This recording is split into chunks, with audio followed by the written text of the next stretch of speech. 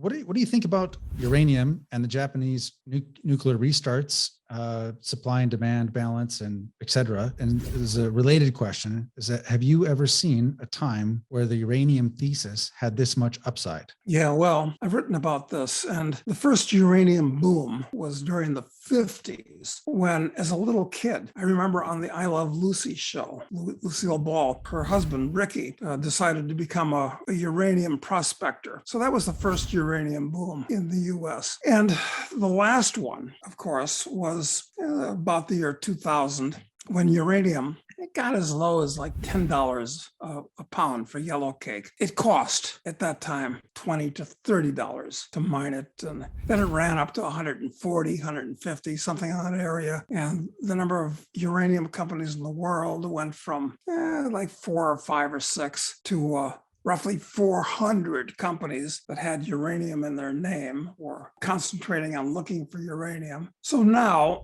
uranium at the moment is about $50 a pound. And the marginal cost of mining uranium, and it varies. These things vary depending on all kinds of factors, I guess we could discuss, but it's below production costs for most. And most mines are mothballed because it's marginal at best. Answer to the question: Japanese starting up their nuclear power plants again? Yeah. And the Chinese and Indians will be building more.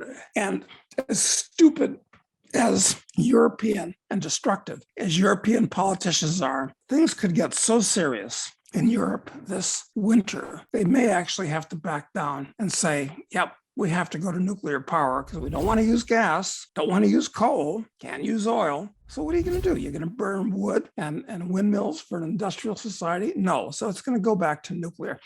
Good news. Bad news is that with one thing or another, including all the NGOs that'll fight against it, and not in my backyard people, and God knows what, it could be years and years from when you design the plant to when you start building it and put it online. So that said, but it's easier in the third world. I'm really bullish on uranium.